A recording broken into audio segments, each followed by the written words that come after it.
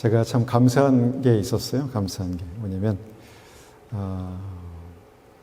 아무래도 우리가 새벽 기도를 계속 할 때하고 안 할 때하고 틀린 것 같아요. 그래서 새벽 기도를 계속 했을 때는 뭔가 기도에 은혜가 있었고 또 기름 부으심이 있었는데, 이제 혼자 이렇게 기도하다 보니까 좀 그런 좀 약간 좀 해이해진 마음이 있지 않았나 이런 생각이 듭니다. 그런데 이제 하나님 앞에 믿음으로 이제 무릎 꿇고 기도할 때 이 기도의 자리가 굉장히 중요한 것 같아요. 내가 매일 기도하는 자리, 기도하는 자리, 그 자리에 무릎을 꿇고 입술을 열면 그때 하나님께서 놀라운 은혜, 기름 부으심, 지혜, 말씀 이걸 주십니다.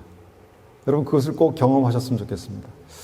그때 저는 굉장히 저는 뭐 여러 가지로 하나님의 은혜를 그냥 제가 개인적으로 그렇게 경험하는 거지만, 그때 하나님께서 우리에게 주시는 부으시는 놀라운 은혜가 저는 굉장히 크다라고 그렇게 믿습니다.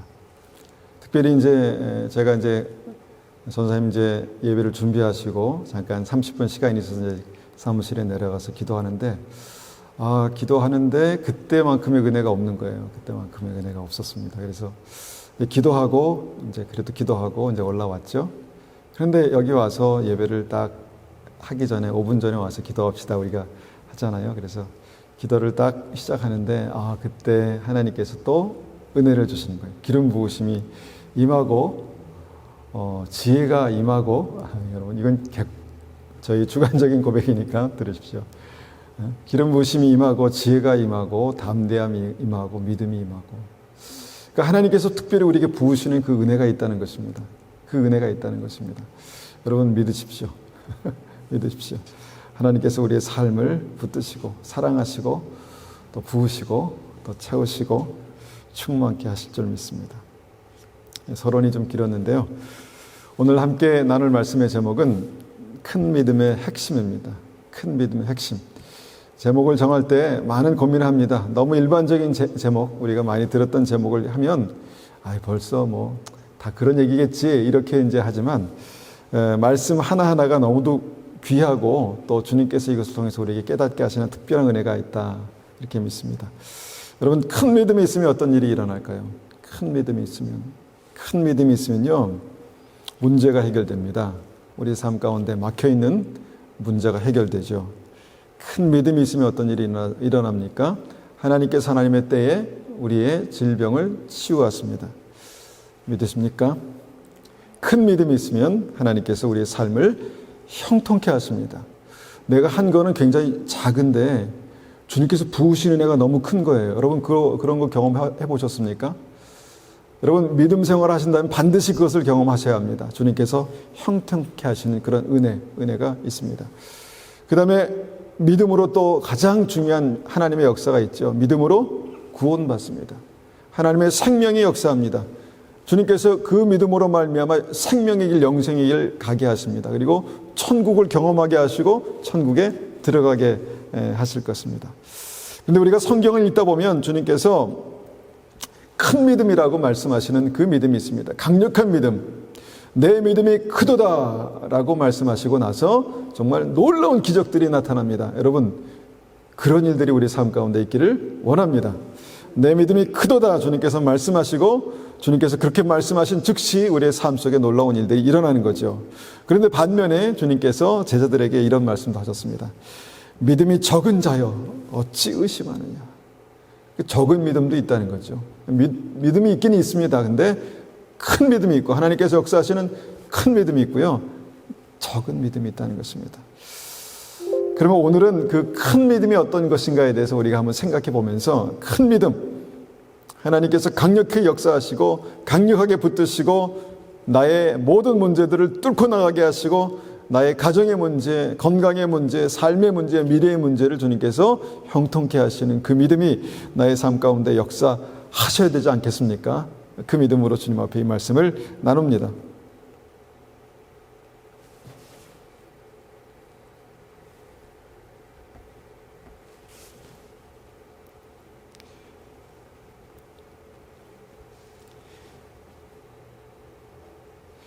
우리가 이제 믿음 하면서 이것이 우리에게 그냥 식상해지는 그런 때가 있습니다.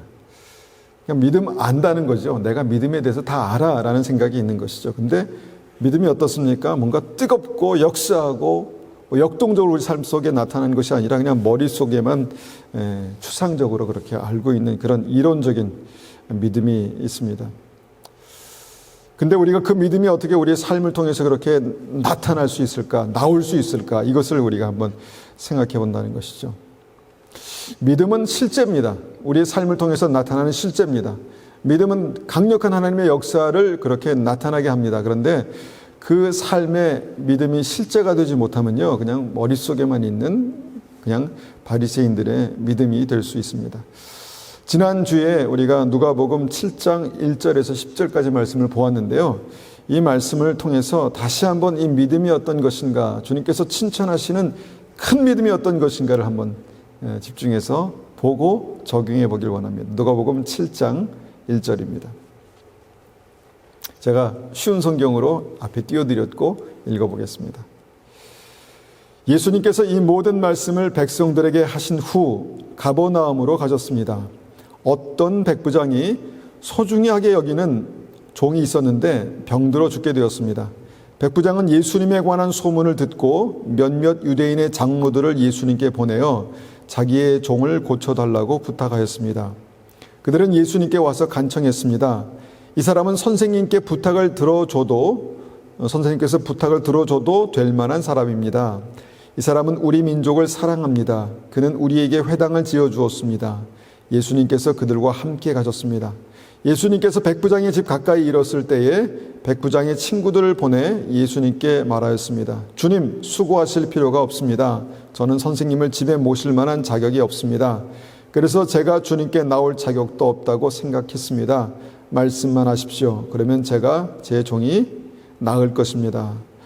8절, 저도 다른 사람 아래에 있고 제 밑에도 부하들이 있습니다. 제가 이 사람들어 가라 하면 가고 저 사람들어 오라 하면 옵니다. 또 제 종에게 이것을 하라 하면 그대로 합니다. 예수님께서 이 말을 들으시고 놀라시며 따라오던 사람들에게 말씀하셨습니다. 내가 너에게 말한다. 이스라엘에서도 이처럼 큰 믿음을 본 적이 없다. 백부장이 보냈던 사람들이 집으로 돌아가 보니 그 종이 나아 있었습니다. 자, 오늘 말씀의 핵심은 이제 주님께서 말씀하신 큰 믿음이 있다라는 것입니다. 이 백부장에게 큰 믿음이 있었다라는 것이죠. 그러면 큰 믿음이 뭡니까? 큰 믿음이 어떤 믿음일까요? 우리가 지난 시간에는 이 말씀을 통해서 중심을 보시는 하나님, 그 중심의 믿음이 있었고 역사했다라는 것에 대해서 집중해서 보았지만, 오늘은 이 말씀을 통해서 그러면 주님께서 말씀하신 큰 믿음이 무엇인가, 그 믿음이 나에게 있는가를 한번 생각해 보기 원합니다. 나에게 반드시 있어야 되겠죠. 자, 우리가 이 백부장의 어떤 이 기록된 말씀을 한번 쭉 펼쳐서요, 단계적으로 한번 우리가 생각해 보기 원합니다. 자, 큰 믿음이 무엇인가? 큰 믿음이 무엇인가? 첫 번째 큰 믿음은요, 주님께 간구하는 믿음입니다. 주님께 간구하는 믿음. 여러분, 내게 믿음이 있습니다. 하나님 살아계시고 좋으신 하나님, 역사하시는 하나님, 나에게 생명의 길을 내시는 하나님, 그 하나님에 대한 믿음이 있습니다. 그래서 어떻게 합니까? 어떻게 합니까? 그분께 구한다는 것입니다. 기도한다는 것입니다. 간구한다는 것입니다. 여러분, 큰 믿음으로 나타나기 위해서 첫 번째 필요한 것은 뭐냐면 주님께 간구하는 것입니다. 주님, 제 종이 병들었습니다. 죽게 됐습니다. 고쳐주십시오. 라는 그런 간구가 시작됐다는 것입니다. 백부장이 병들어 죽어가는 종을 보면서 너무너무 안타까운 마음이 있었습니다. 사랑하는 종이라서, 너무너무 정말 아끼는 종이라서 안타까운 마음이 있었던 것 같습니다. 그런데 그 백부장이 예수님의 복음을 들었습니다. 예수님이 정말 살아계신 하나님의 아들이고 그분을 통해서 많은 사람들이 치유받고 복음을 듣고 영생을 얻는 것을 이제 들었습니다. 그리고 백부장이 생각했죠. 믿음이 있었습니다. 이 문제를, 이 종을 치유할 수 있는 분은 예수님이시다. 예수님은 하실 수 있다라는 그런 믿음이 생겼습니다. 그래서 어떻게 했습니까? 믿었죠. 끝냈습니까? 믿고 끝났습니까? 아닙니다. 주님께 요청했습니다. 자기가 주님께 나아갈 자신이 없으니까 이제 그 믿음의 사람들을 부탁해서, 장로들을 부탁해서 좀 예수님께 고쳐달라고 좀 부탁해 주십시오. 어떻게 보면 굉장히 소극적인 어떤 반응이라고 생각해 볼 수 있지만 중심을 보시는 하나님께서 그 중심이 어떠한가를 이미 아셨다. 지난 시간에 말씀드렸는데 정말 중심의 간절함으로 그렇게 부탁했다라는 것입니다. 간구했다는 것입니다. 믿음으로 구했다는 것입니다. 믿음으로 구할 때 그 믿음이 역사하기 시작합니다. 믿음으로 구할 때 여러분, 내가 알고 내가 믿고 내가 다 이해하고 그래서 끝나면요, 그 큰 믿음은 역사하지 않습니다. 큰 믿음이 언제 역사합니까? 주님께 와서 주님께 청할 때 그 믿음은 반드시 역사한다라는 것입니다. 여러분, 이것이 굉장히 굉장히 단순하지만 굉장히 중요합니다. 주님께서 우리에게 이제 기도해라, 쉬지 말고 기도해라 이렇게 말씀하셨죠. 무엇입니까? 기도를 통해서 큰 믿음이 역사하기 때문입니다. 기도가 통로기 때문이죠. 그런데 우리가 믿음이 있습니다. 그래서 어떻습니까? 기도합니까? 간구합니까? 그래야 한다는 것입니다. 그래야 믿음이라는 것입니다. 내가 믿음이 있는데 간구하지 않고 믿음이 있는데 기도하지 않는 믿음은요, 그것은 무슨 믿음입니까? 역사하지 않는 믿음입니다. 그러니까 우리가 행함이 없는 믿음은 죽은 믿음이라 말씀하셨죠. 믿음이 있으면 어떻게 한다고 말씀하십니까? 구한다는 것입니다. 행함으로 나타난다는 것입니다. 주님 붙들어 주십시오. 주님 은혜 주십시오. 주님 내 삶에 하나님의 은혜가 필요합니다. 언제까지 기도합니까? 들어주실 때까지 기도하는 것입니다. 누가복음 11장 2절에서 4절까지는 이것을 아주 잘 우리에게 말씀합니다. 누가복음 11장 이하는 이것을 우리에게 말씀하시는데요. 먼저 누가복음 11장 2절 말씀 보니까 우리에게 익숙한 말씀이 있습니다.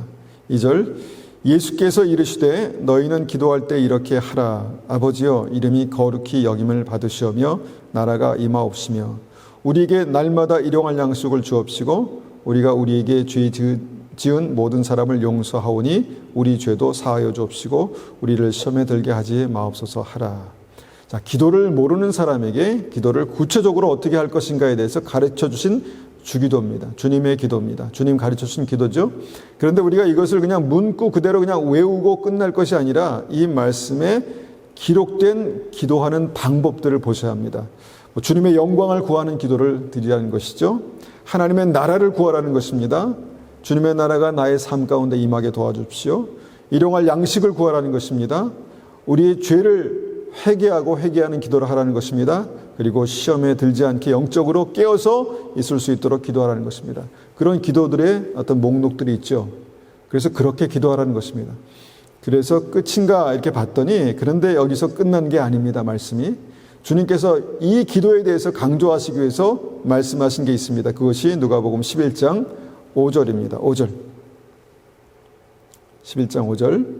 또 이르시되, 자, 기도하라 라고 말씀하시면서 또 이르신 겁니다. 앞에 기도하라 말씀하신 것을 주님께서 강조하시기 위해서 또 이르시되, 너희 중에 누가 벗이 있는데, 친구가 있는데 밤중에 그에게 가서 말하기를 벗이여 떡 3덩이를 내게 구워달라. 내 벗이 여행 중에 내게 왔으나 내가 먹일 것이 없노라 하면, 그러니까 친구가 밤중에 왔는데 줄 게 배고팠나 보죠. 줄 게 없었다는 것입니다. 그래서 그것을 옆집에 가서 친구 집에 가서 떡 3덩이를 이제 구워달라 이렇게 요청하는 상황입니다. 근데 이성적으로 이 상황이 말이 안 되는 상황이잖아요. 아무리 그래도 그렇지 밤에 다 자고 있는데 가서 떡 3덩이만 구워 주십시오. 라면 3개만 빌려 주십시오. 내지는 쌀 좀 물론 주긴 주겠죠. 근데 얼마나 황당한 상황입니까? 그런데 주님께서 이런 말씀 여기에 기록하셨다는 것입니다. 7절입니다. 그가 안에서 대답하여 이르되 나를 괴롭게 하지 말라. 문이 이미 닫혔고 아이들이 나와 함께 침실에 누웠으니 일어나 내게 줄 수가 없노라 하겠느냐? 8절, 내가 너에게 말하노니 비록 벗됨을 인하여서는 그가 친구기 때문에 그런 것이 아니라 벗됨을 인하여서 일어나서 주지 아니할지라도 친구기 때문에 내가 그에게 주지 아니할지라도 그의 간청함을 인하여서 그의 요구대로 주리라 라고 말씀하십니다. 그러니까 이 상황들을 우리가 이해할 때 잘 이해가 안 가는 상황이고, 굳이 밤에 가서 뭐 빌려달라는 사람이나 그 다음에 그것을 내주는 그 마음이나 이렇게 이제 이해가 안 되는 상황이지만, 이 말씀의 핵심은 뭡니까? 아무리 친구가 와서 밤중에 와서 이렇게 달라고 해도 친구기 때문에 내가 뭘 주는 게 아니라, 어쩔 수 없이 줄 수도 있지만 그것 때문에 주는 것이 아니라 그가 간청하기 때문에 내가 주는 것이다. 간청하기 때문에 주는 것이다. 이렇게 말씀하는 것입니다. 그러니까 이 핵심은 뭐냐면, 앞에 있는 기도가 어떻게 하나님 앞에 올려져야 된다는 것입니까? 간청함으로, 좀 더 세게 말하면 강청함으로 주님 앞에 기도하라는 것입니다. 주님 주십시오. 주님 필요합니다. 나에게 이런 은혜가 필요합니다. 하나님 이런 능력이 필요합니다. 이런 상황이 주님 뚫려야 합니다. 나에게 형통한 길을 열어주십시오. 언제까지 기도합니까? 주실 때까지 기도하는 것입니다. 주실 때까지 기도하는 것입니다. 이것이 이 말씀의 핵심입니다. 백부장이 그렇게 했다는 것이죠. 주님 주십시오. 주님 고쳐주십시오. 그렇게 했다는 것이죠.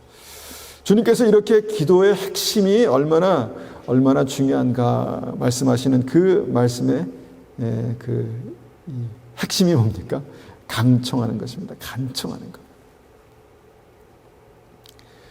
줄 때까지 강청하라는 것입니다. 줄 때까지 요청하라는 것입니다. 주님께서 말씀하신 거예요. 그러니까 그렇게 하면 되죠. 그런데 여기서 끝나는가? 아닙니다. 누가복음 11장 9절에 또 말씀하십니다. 내가 또 너에게 이르노니, 내가 또 너에게 이르노니 구하라 그러면 너에게 주실 것이요, 찾으라 그러면 찾아낼 것이요, 문을 두드리라 그러면 너에게 열릴 것이니. 자, 충분히 우리가 이해했지 않습니까? 그런데 또 말합니다. 10절에 구하는 이마다 받을 것이요, 찾는 이가 찾아낼 것이요, 두드리는 이에게 열릴 것이니라. 그렇게 하라는 것이죠. 그렇게 기도하라는 것입니다.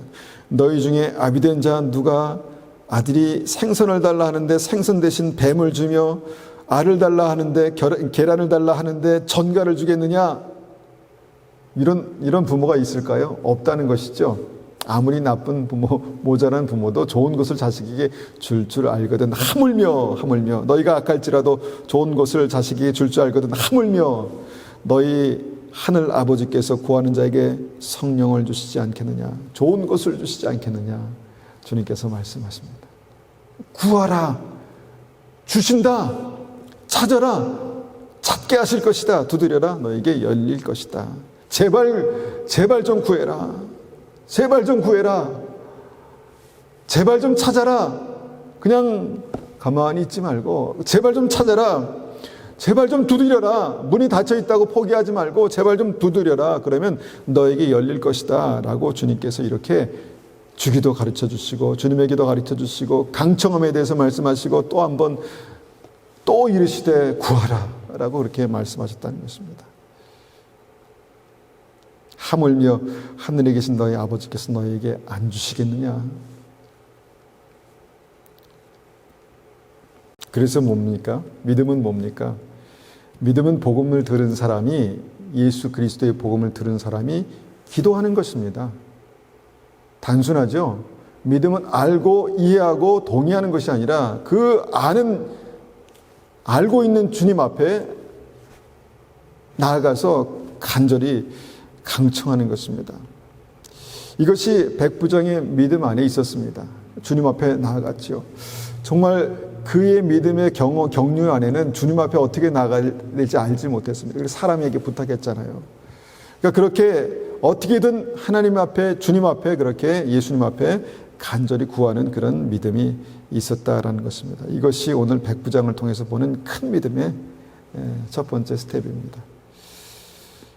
나의 삶에 많은 문제들이 있죠. 그래서 어떻게 하십니까? 하나님께서 다 알아서 하시겠지?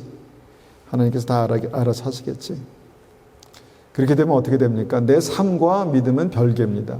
내가 예배드리고 찬송하고 기도하지만 그것은 뭐 주님의 영광을 구하고 막 그러지만, 이 교회 밖으로 나가면 그냥 삶은 또 그냥 내가 치열하게 뭔가를 만들어내야 하는 어떤 그런 삶으로 그냥 들어가는 것입니다.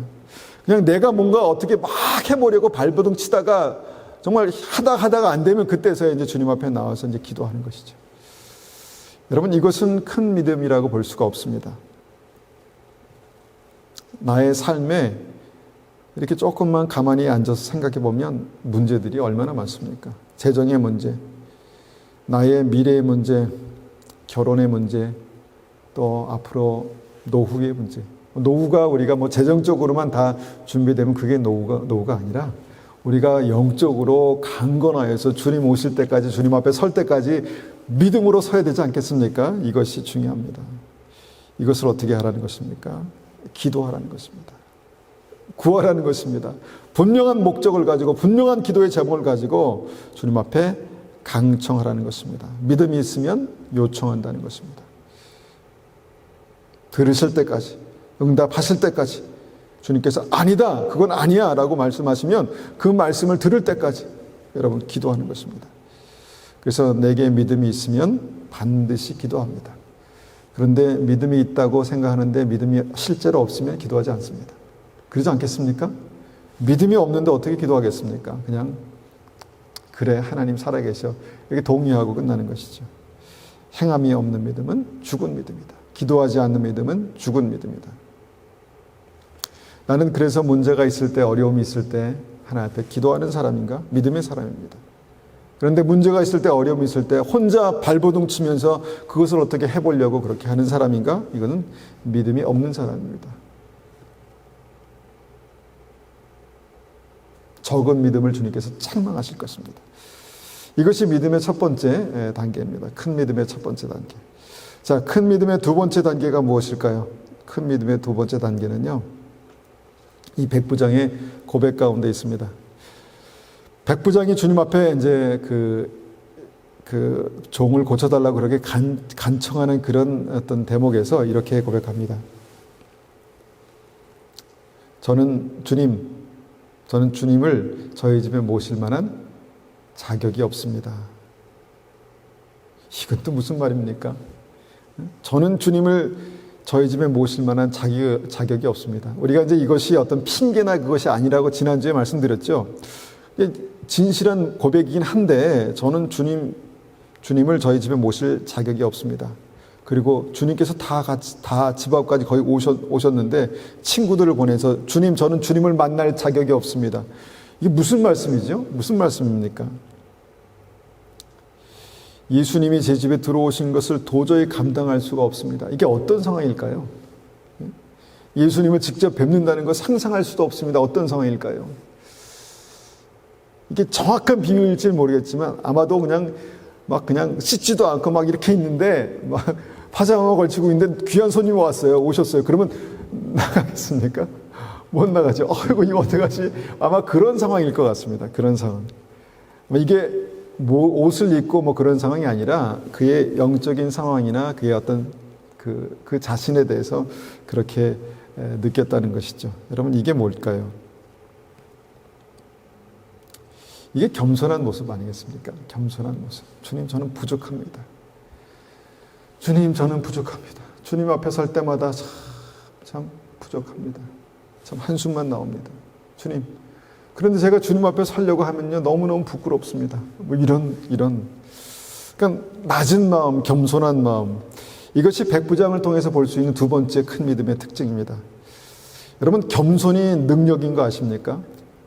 물론 사회에서는 좀 다르게 해석될 수 있지만 믿음 안에서는요, 겸손은 능력입니다. 하나님 앞에 나를 낮출 수 있는 겸손은 능력입니다. 사람의 아들 중에 가장 큰 선지자다라고 그렇게 칭찬을 받은 세례 요한, 예수님께서 그렇게 칭찬하셨죠. 근데 그 세례 요한이 예수님과 자신의 관계에 대해서 설명한 말씀이 있죠. 마가, 누가, 요한 사도행전에 동일하게 나오는데 뭐라고 고백하냐면 나는 예수님의 신발끈을 풀 자격도 없는 사람입니다. 이렇게 고백합니다. 도대체 어떤 사람이길래 예수님의 신발끈을 풀 그런 자격조차 없는 사람이다라는 고백을 할까요? 세례 요한이 굉장히 좀 소심했나 아니면 그랬나 우리가 생각할 수 있는데 세례 요한이요, 독사 이 자식들아 회개하라 천국이 가까웠다 이렇게 막 외치면서 많은 사람들에게 복음을 전했던 사람입니다. 그런데 그가 주님 앞에 서니까 어떻습니까? 나는 주님의 신발끈조차 풀 자격이 없는 사람입니다. 이렇게 고백합니다. 그의 중심에 하나님 앞에 설 때마다 뭡니까? 겸손함이 있었다는 것입니다. 낮은 마음이 있었다는 것이죠. 예수님께서 딸이 귀신 들려서 고통당하는 여인을 고쳐주시려고 했는데 그 여인을 먼저 시험하셨죠. 뭐라고 말씀하십니까? 자녀의 떡을 개에게 줄 수 없다, 이렇게 말씀하셨습니다. 자녀의 떡을 개에게 줄 수 없다, 고쳐줄 수 없다는 말씀이죠. 나는 안 고치겠다. 왜냐하면 나는 자녀에게 줄 떡을, 이 좋은 것을 개에게 줄 수 없기 때문에 난 못 고친다, 이렇게 말했습니다. 그때 이 여인이 주님 앞에 엎드려서 이렇게 말합니다. 개라도 주인의 상에서 떨어지는 부스러기는 먹지 않습니까? 만약에 이것이 중심의 고백이 아니라 누가 시켜서 아마 그 이 힘 때문에 권력에 눌려서 만약에 한 말이라면 굉장히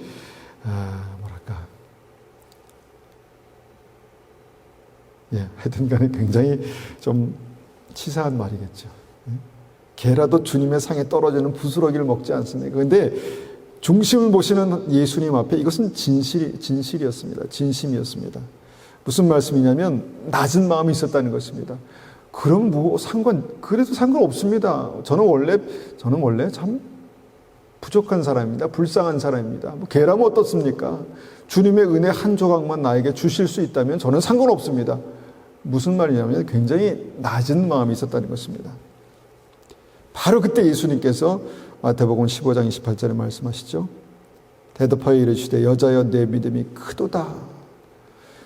여자여 내 믿음이 크도다 말씀하셨습니다. 내 소원대로 되리라 하시니 그때부터 그의 딸이 나으니라. 여러분, 겸손이 능력입니다. 낮아질 수 있는 것이 큰 믿음의 능력입니다. 이것이 큰 믿음의 두 번째 특징입니다. 주님의 보좌 앞에서 낮아질 수 있는 믿음. 믿음에서 실패하는 많은 사람들을 보는데요. 왜 실패했나 이렇게 들여다보면 높아져서 실패했습니다. 교만해서. 사실 그분들, 이제 예를 들면 어떤 분이 있다고 치면 그분들 앞에서 당신은 교만합니다라고 그렇게 말할 수는 없겠죠. 그런데 객관적으로 그냥 주관적으로 이렇게 생각은 할 수 있지 않습니까? 교만한데 문제가 되겠다. 그냥 개인적인 사견입니다. 이렇게 생각할 수 있습니다. 그런데 그 믿음으로 많은 사람들이 실패한다는 것입니다. 남들이 칭찬하면 높아지고, 뭔가 내가 잘하는 거 있으면 막 높아지고, 내가 똑똑하면 높아지고, 결국은 주님께서 이 믿음에 대해서 뭐라고 말씀하시냐면 잠언 16장 18절에 교만은 패망의 선봉이다. 거만한 마음은 넘어짐의 앞잡이니라.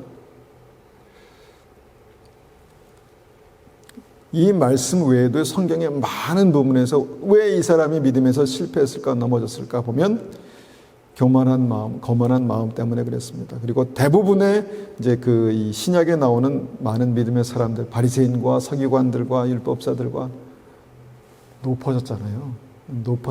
그래서 넘어진 것입니다. 우리가 믿음 생활 하다 보면 자존심 상하는 일이 있죠. 무시당하는 일들도 있습니다. 왜 저 사람이 저 눈빛을 가지고 나를 쳐다보지? 나를 무시하는 저 사람 때문에 나 참 신앙생활하기 힘들어. 그러니까 마치 예수님께서 나는 자녀에게 줄 것을 개에게 줄 수 없어 라는 그런 뉘앙스의 말들을 듣게 될 때 뭐라고? 날더러 개라고? 나를 그런 눈으로 쳐다본다고? 이렇게 이제 말할 수 있는 것이죠. 그것 때문에 많은 사람들이 믿음에서 실패합니다. 그래서 두 번째 큰 믿음의 핵심은요, 낮아지는 것입니다. 낮아지는 것. 우리가 예수님을 어디서 만날 수 있는가, 예수님이 어디서 우리를 만나 주시는가, 우리가 이전에 이제 말씀을 나눴던 적이 기억이 나는데, 빌립보서 2장 5절 8절 보면요, 예수님께서 어떤 마음으로 이 땅에 오셨는지를 말씀하는 말씀이 있죠. 5절입니다. 너희 안에 이 마음을 품으라. 곧 그리스도 예수의 마음이니. 믿음은 예수님의 마음을 품는 것입니다. 우리 안에. 그런데 그는 근본 하나님의 본체시나 하나님과 동등됨을 취할 것으로 여기지 아니하시고 오히려 자기를 비워 종의 형체를 가지사 사람들과 같이 되셨고 사람의 모양으로 나타나사 자기를 낮추시고 죽기까지 복종하셨으니 곧 십자가에 죽으십니다.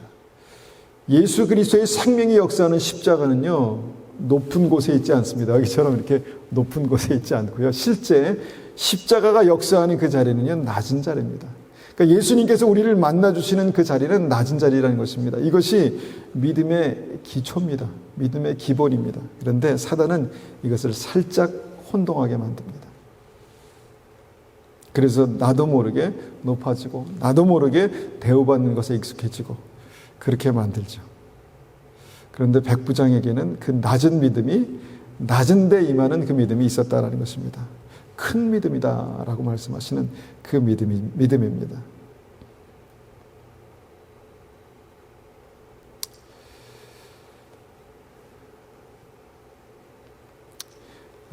미성숙할 때는, 신앙이 미성숙할 때는 베드로처럼 그렇게 행동할 수도 있습니다. 베드로가 주님 그리스도시여 살아계신 하나님의 아들입니다.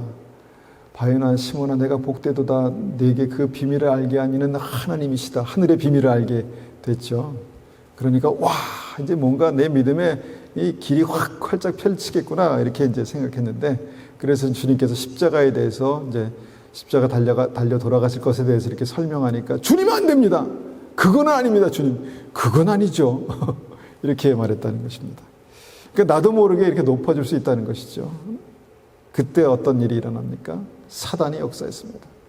자기도 모르는 사이에 사단이 역사하고 예수님만 그것을 보셨죠. 사단아, 내 뒤로 썩 물러가라 라고 이렇게 말씀하셨다는 것입니다. 베드로가 아니라 사단이 역사했다는 것입니다. 자, 사단이 왜 역사했습니까? 베드로의 마음이 높아지는 순간 사단이 역사했다는 것입니다.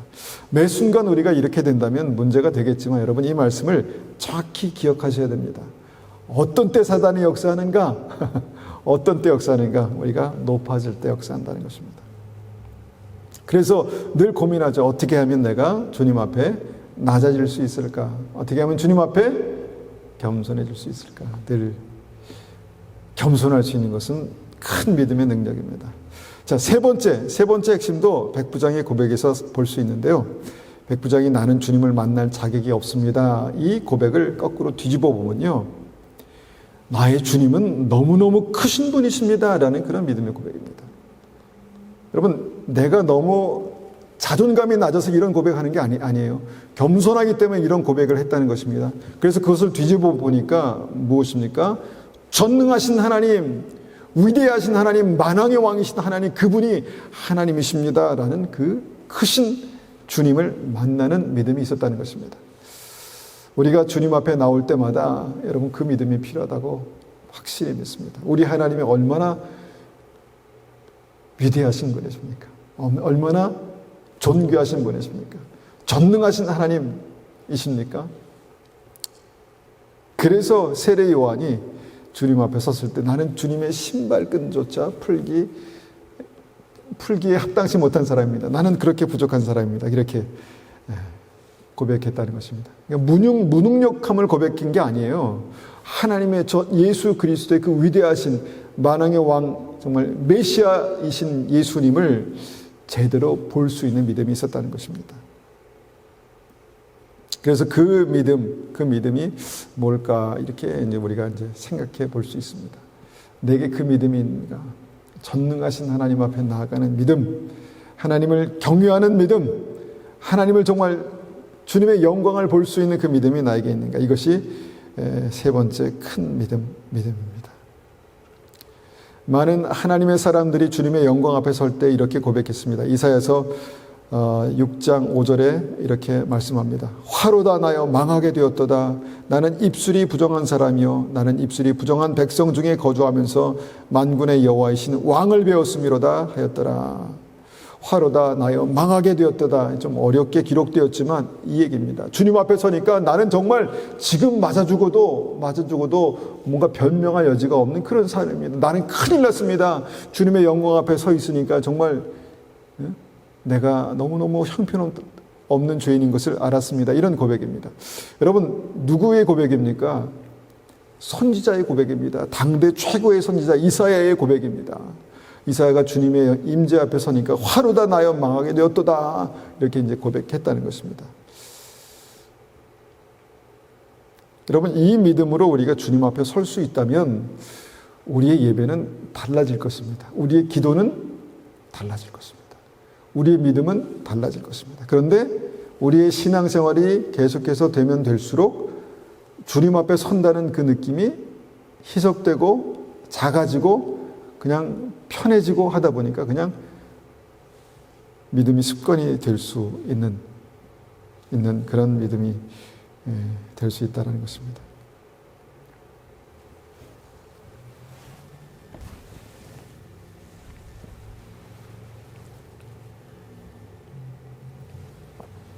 출애굽기 28장 말씀도 보겠습니다.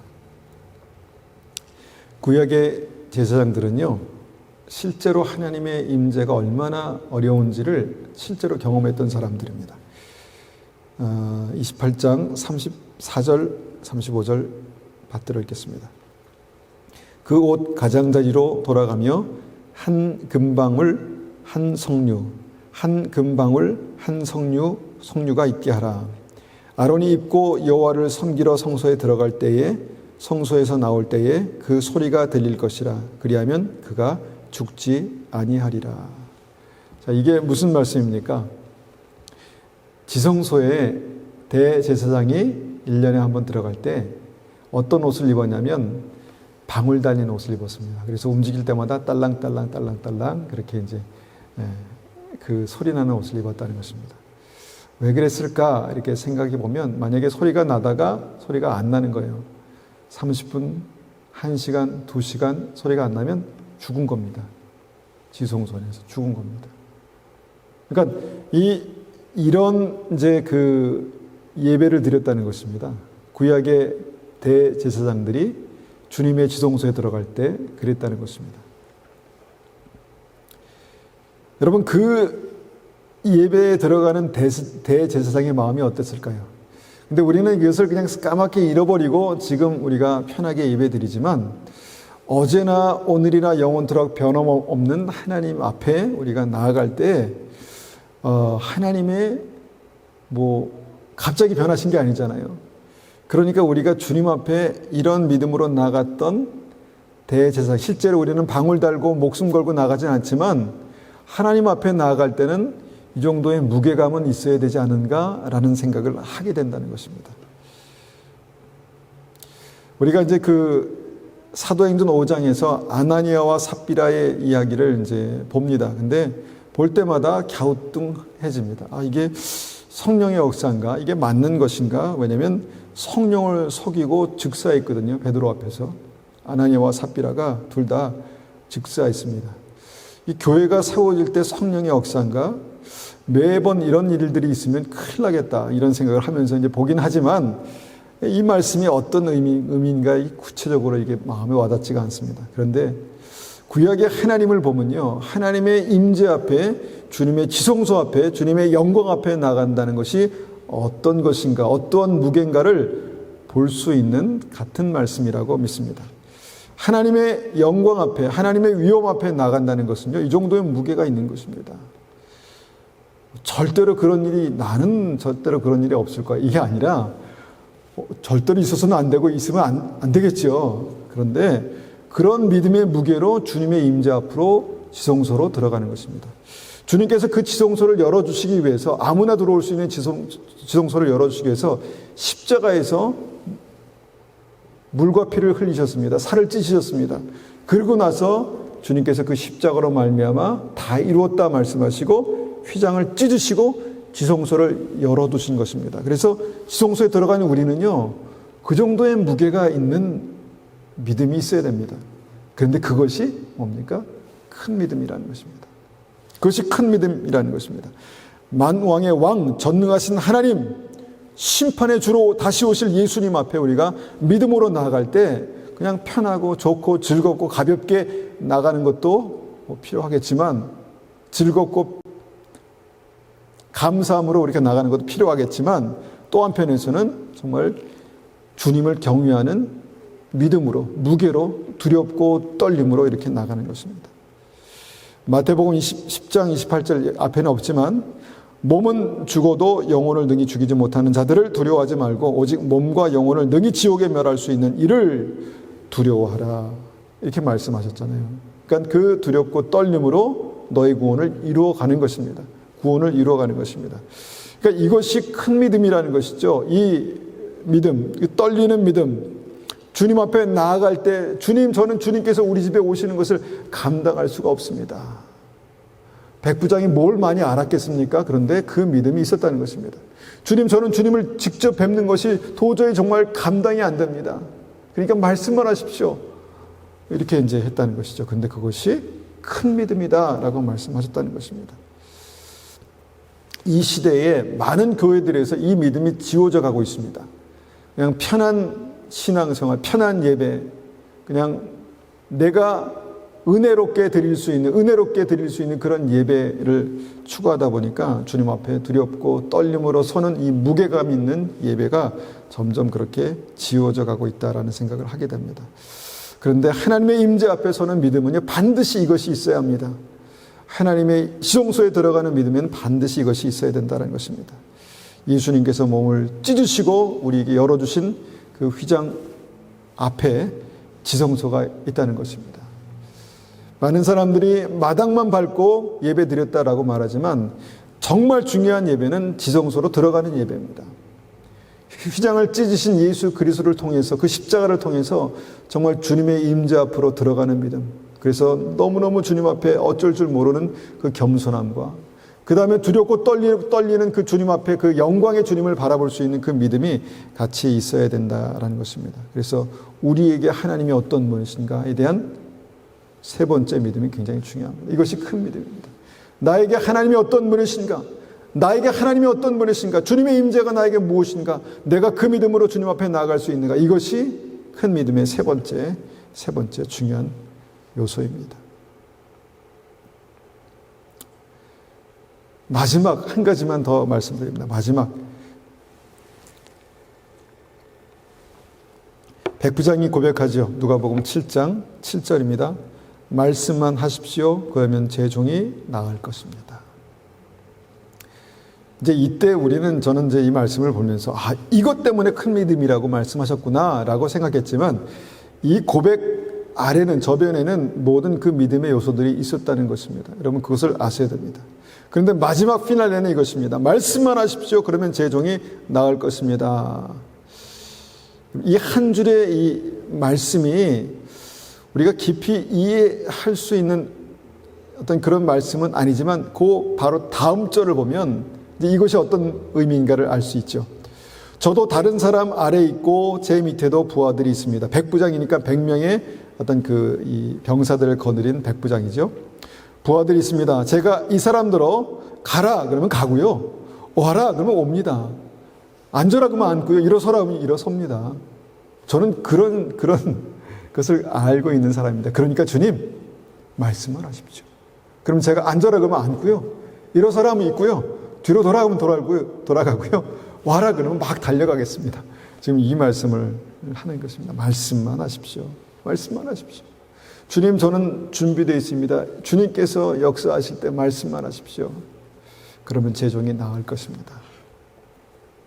그래서 이 말씀만 하십시오라는 이 어떤 그 고백을 요약하면 우리에게 익숙한 단어지만 순종하는 믿음입니다. 순종하는 믿음. 말씀만 하십시오. 제가 순종하겠습니다. 제 종은요, 가라 하면 가고 오라 하면 옵니다. 저도 그렇게 말씀만 하십시오. 그러면 제 종이 나을 것입니다. 우리가 이제 이 신앙생활 하면서 굉장히 많은 말씀을 듣습니다. 굉장히 많은 말씀을 듣습니다. 우리가 이제 그렇게는 요새 못해서 그렇지, 새벽 예배하고, 수예배하고, 금요철에하고, 주일날 하면 그 말씀이 막 쏟아집니다. 엄청나게 많은 말씀이. 그래서 기억도 안 납니다. 그런 말씀이 아니라, 한 말씀이라도 내 인생 가운데, 한 말씀이라도 이번 주에 나의 삶 속에 한 말씀이라도 내 인생의 어떤 문제에 대해서 주님께서 말씀하시면 주님, 하나님의 영광이, 기적이 나타날 것입니다 라고 그렇게 고백하는 것입니다. 여러분, 주님의 음성을 들으십니까? 주님께서 말씀하실 때 들으실 수 있습니까?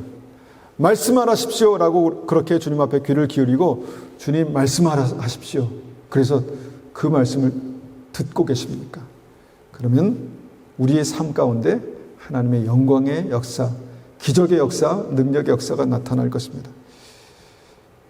이것이 주님께서 칭찬하신 큰 믿음입니다. 우리가 이것을 좀 단계적으로 이렇게 설명했지만 여러분, 이것을 한번 구체적으로 나의 삶 속에 한번 실천해 보십시오. 실천해 보십시오. 강청하는 믿음, 믿음이 머릿속에만 있는 것이 아니라 기도해야, 주님께 요청해야, 주실 때까지 그렇게 요청해야 그것이 믿음입니다. 그리고 정말 주님 앞에 나아갈 때 겸손함으로 그 마음을 지키고 또 주님 앞에 나아갈 때 주님의 영광, 주님의 능력, 주님의 권세를 바라보면서 그 주님의 정말 주님의 어떠하심을 보는 믿음. 그 다음에 그 주님께서 말씀하실 때 주님 말씀만 하십시오. 제가 듣겠습니다. 순종하겠습니다. 라는 그런 믿음이 나의 삶 가운데 있을 때 하나님께서 우리를 통해서 주님의 놀라운 은혜를 반드시 이루실 것입니다. 이루실 것입니다. 문제들을 해결하실 것입니다. 올해 하나님께서 계획하신 일들을 우리의 삶 가운데 반드시 이루실 것입니다. 내가 고민하고 어려워하는 그 문제를 주님께서 뚫고 나가게 하실 것입니다. 그 문제를 통해서 우리의 삶 속에 하나님의 영광을 보게 하실 것입니다. 이 시간 우리가 한번 같이 이 말씀을 가지고 기도하겠습니다.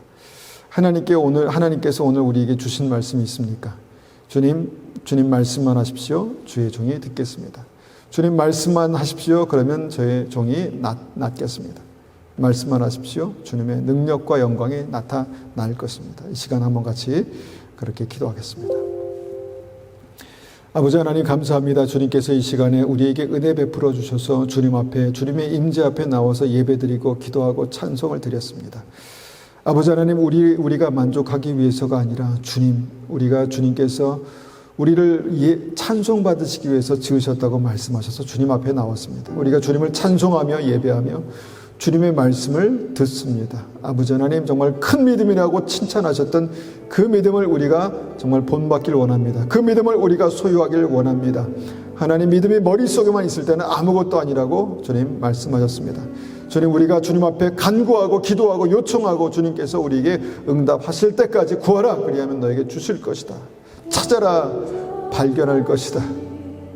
두드려라, 그러면 너에게 열릴 것이다 라고 말씀하시는, 강청하라 그래야 받는다 말씀하신 그 은혜가 하나님 우리의 삶 가운데 나타나게 도와주시옵소서. 하나님, 그 믿음으로 주님 앞에 나아갑니다. 아버지 하나님, 그 믿음으로 주님 앞에 나아갑니다. 주님, 우리를 긍휼히 여겨 주시옵소서. 하나님, 우리의 믿음 없음을 불쌍히 여겨 주시옵소서. 하나님, 다시 한번 우리 교만한 높아진 하나님 우리의 믿음을 쳐서 복종시키고 주님 앞에 겸손히 엎드려서 주님 은혜를 베풀어 주십시오. 주님 은혜를 베풀어 주십시오. 주님, 개라도 주님의 상에서 떨어지는 부스러기를 먹습니다. 주님의 영광의 부스러기가 내 삶 가운데 떨어지면 하나님, 그것을 통해서 놀라운 기적과 은혜가 나타날 것입니다. 하나님, 주님 붙들어 주십시오. 아버지 하나님, 그 믿음의 고백으로 주님 앞에 나아갑니다. 아버지 하나님, 우리를 새롭게 하여 주시옵소서. 주님, 우리를 새롭게 하여 주시옵소서. 우리의 기도가 살아있습니까? 주님, 우리의 기도가 살아있습니까? 강청하는 믿음이 있습니까? 주님, 주실 때까지, 열릴 때까지 주님 강청하는 믿음이 있습니까? 주님께서 그 친구됨을 인하여서 듣는 것이 아니라 강청함을 인하여서 그에게 줄 것이다 라고 말씀하신 그 말씀의 핵심을 우리가 붙듭니다. 주님, 은혜 베풀어 주시옵소서. 은혜 베풀어 주시옵소서. 여러 가지로 어려운 시기를 살고 있습니다. 여러 가지로 어려운 시대를 살고 있습니다. 하나님, 영적인 팬데믹 시기를 살고 있습니다. 하나님, 우리의 영이 위축되고 우리의 믿음이 위축되고 주님 앞에 기도하지 못하고 주님 앞에 정말 모여서 하나님 부르짖지 못하고 하나님, 여러 가지 일들 때문에 우리 마음이 위축되고 하나님, 그런 상황 속에 우리의 영도 하나님 위축되어서 영적인 팬데믹이 있지 않습니까? 주님, 붙들어 주시옵소서. 긍휼히 여겨 주시옵소서. 하나님, 기도하게 하시고 이럴 때일수록 우리의 믿음이 건강하게 살아날 수 있도록 역사해 주시옵소서. 아버지 하나님, 이런 때일수록 우리의 믿음이 건강하게 살아날 수 있도록 주님 역사해 주시옵소서. 은혜 베풀어 주시옵소서.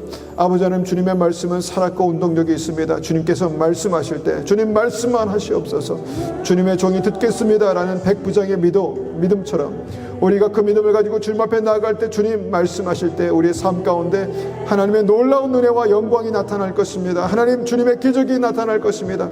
우리의 눈에 보기에는 불가능한 일들이지만 주님, 우리가 믿음으로 기도하고 주님 앞에 간구할 때 주님께서 역사하시고 우리에게 새롭게 하실 것을 우리가 분명히 믿습니다.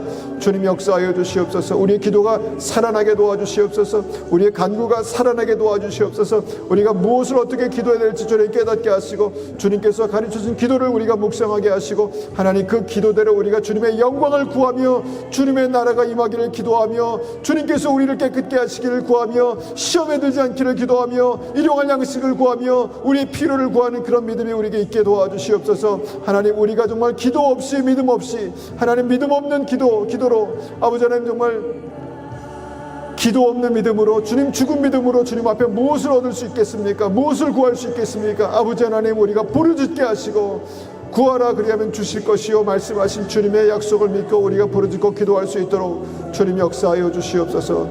이 시간 주님 앞에 믿음으로 나갑니다. 우리를 붙들어 주시옵소서. 우리가 하나님 주님 앞에 믿음으로 나아갑니다. 우리를 새롭게 하여 주시옵소서. 여러 가지 이유 때문에 우리의 믿음이 죽어가고 있습니다. 여러 가지 상황 때문에 하나님 우리의 생명의 빛이, 생명의 등불이 꺼져가고 있습니다. 주님, 우리를 불쌍히 여겨 주시옵소서. 우리가 다시 한번 하나님 앞에 기도로 주님 앞에 나아가며 하나님 기도로서 주님 앞에 우리 다시 오실 주님을 그렇게 예배할 수 있도록, 하나님 그렇게 맞이할 수 있도록 주님 역사해 주시옵소서. 아버지 하나님, 이 시간 주님 우리를 새롭게 하시고 우리에게 은혜 베푸셔서 주님 주시는 온전한 은혜가 우리의 삶 속에 나타날 수 있도록 주님 역사해 주시옵소서. 주님 감사합니다.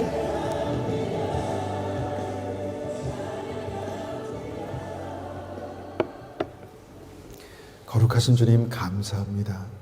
하나님께서 우리를 사랑하셔서 영생을 주시고 생명을 주시고 주님과 함께 생명의 길을, 영생의 길을 가게 하심을 감사합니다.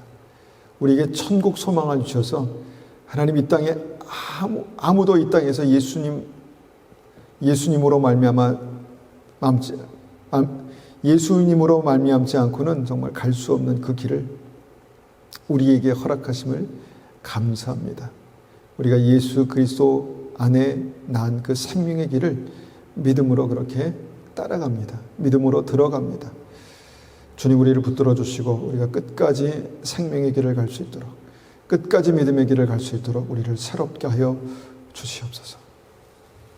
지금은 우리 주 예수 그리스도의 은혜와 하나님 아버지의 극진하신 사랑하심과 성령님의 충만하심과 인도하심이 오늘도 큰 믿음으로 주님께서 기뻐하시고 칭찬하시고 역사하시는 큰 믿음으로 나아가기를 소원하는 우리 성도님들 머리 위에, 가정 위에, 교회 위에 지금부터 영원토록 함께 계시기를 축원하옵나이다. 아멘.